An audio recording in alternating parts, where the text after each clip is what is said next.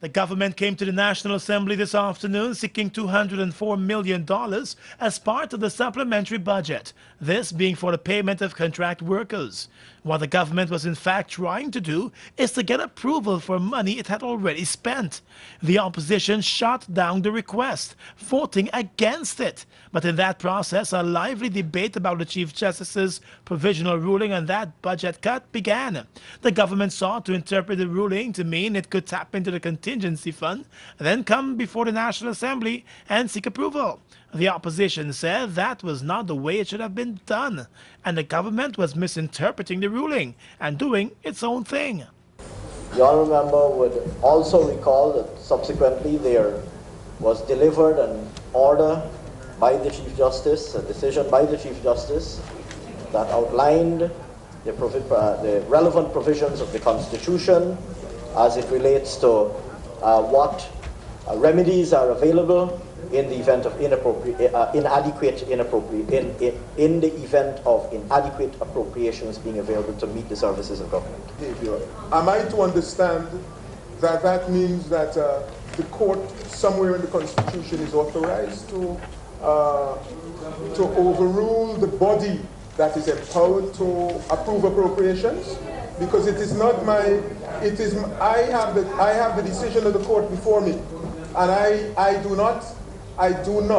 emphasize, I do not arrive at that understanding. Nowhere can the court authorize the minister to spend monies. At one stage, the National Assembly was transformed into a sort of a courtroom as the legal minds on both sides traded barbs.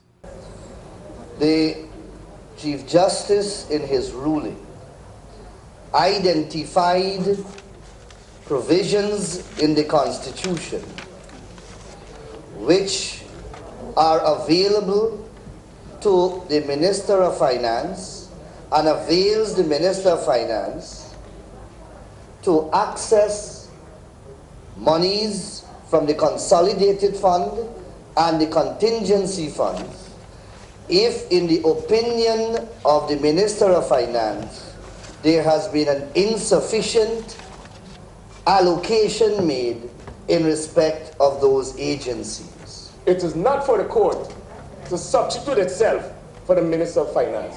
So if the court recognizes the doctrine of separation of powers, that's the first thing. It is he, the minister, who must make the prerequisite finding. So the minister must make the finding within the context of the rule, the laws. The court can't tell the minister, go take money from the consolidated fund or the contingency fund and go spend it. Eventually, the $204 million was put to a vote, and the opposition used their majority and voted no, making it clear that the Chief Justice's ruling could not give the green light for the government to overstep the National Assembly and do as it pleases. In fact, the opposition pointed out that the Chief Justice in that same ruling made it quite clear the separation of the judicial branch from the legislative.